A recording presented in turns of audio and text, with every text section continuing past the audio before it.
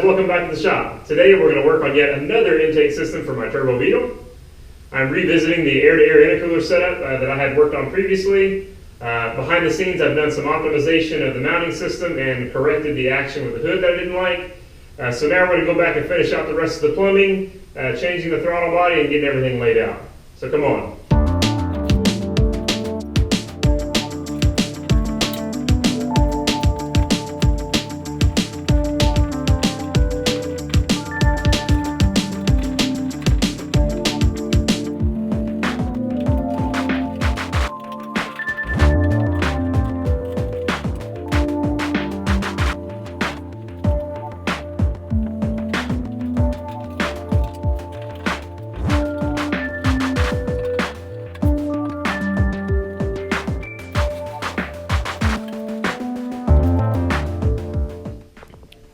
Alright, you can see how we got the intercooler mounted here. Got those simple brackets coming back off the deck lid mounts, and I made this upper piece here to sort of triangulate the intercooler, where it's going to sit right behind the hood underneath the prop deck lid. You can see I've now incorporated some hinge brackets up here.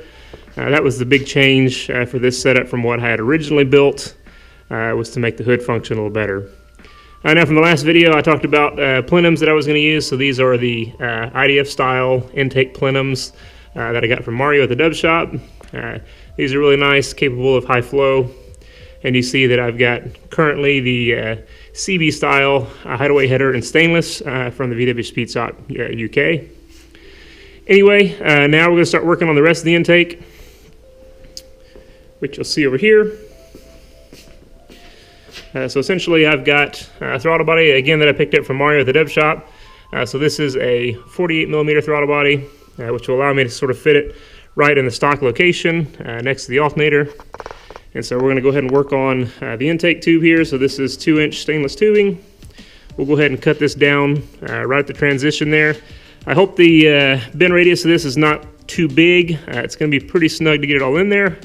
We're going to go ahead and cut it down and see if we can't fab it up and make a nice merged T-section, essentially to put this throttle body in kind of in the stock location right here where a carb would typically go. So let's go ahead and start cutting on some stainless and see if we can't get it to fit up.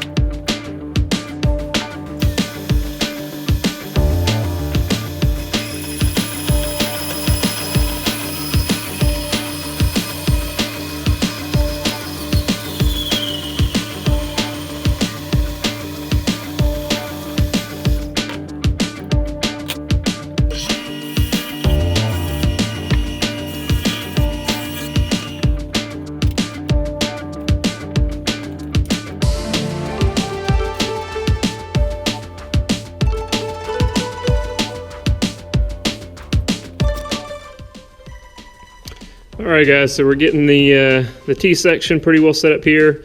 I think I got it kind of where I want it. You'll see that I've got basically a piece of flat stock behind it to kind of make sure it's true, both in this plane as well as the front plane.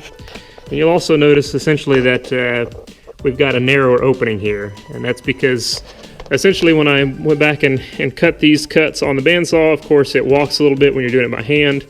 A little bit of blessing and a curse actually, because what this is going to allow is, since the height is still 2 inches but I'm narrower and I need to be able to open that up, I'm actually just going to cut this back after we weld it. So we'll come back in here and cut this somewhere in this area, which actually helps make that merge there kind of more compact, which I think it'll make it better to fit in with a throttle body, since the bend radius on these tubing was kind of large. So overall, I think this is going to work out pretty well, so I'm going to go ahead and get the TIG machine set up. We'll do a couple tacks on it, and then we'll go ahead and try to start trimming back here on this front edge, and see what we can do about putting a little piece of pie cut in there probably to get an angle straight, and getting the throttle body flange put on.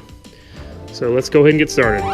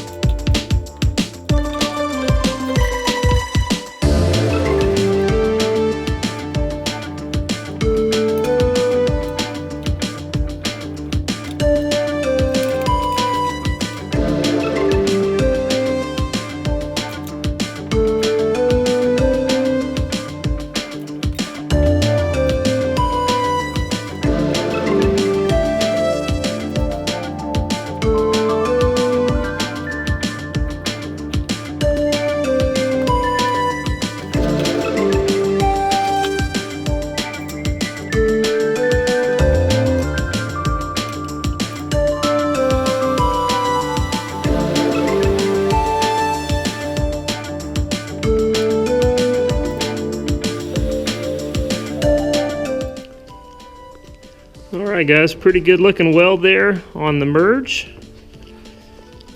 So I think now we're ready to go ahead and break this all down.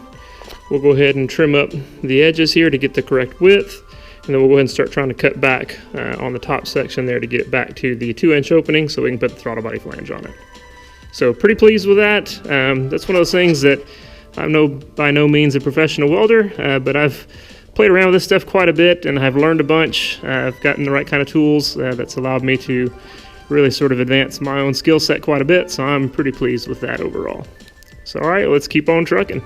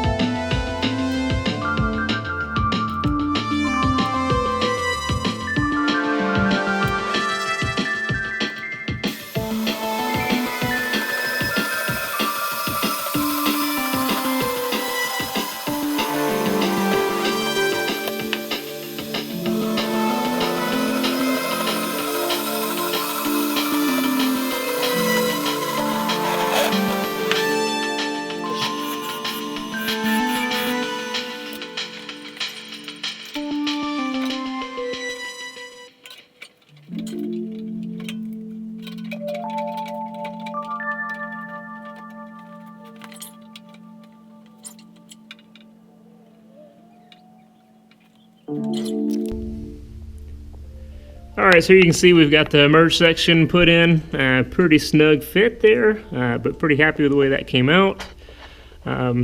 Because it's so close back here to the fan shroud, I'm going to have to put a little bit of pie cut on there so I can rotate that forward just a little bit and then straighten the upper section back up for the throttle body. But essentially that throttle body is going to sit, you know, kind of right about here, kind of like a stock throttle body. I'm going to try to keep it as low as possible. Obviously, it helps the angle on the throttle cable. Sort of limiting factor, obviously, is probably the throttle position sensor there against the alternator. But anyway, I was able to cut some pie cuts the other day that I need to get cleaned up, so let's go ahead and start cleaning some of those up. Then we'll cut a short little piece of tubing, and we'll see what we can get stitched together here.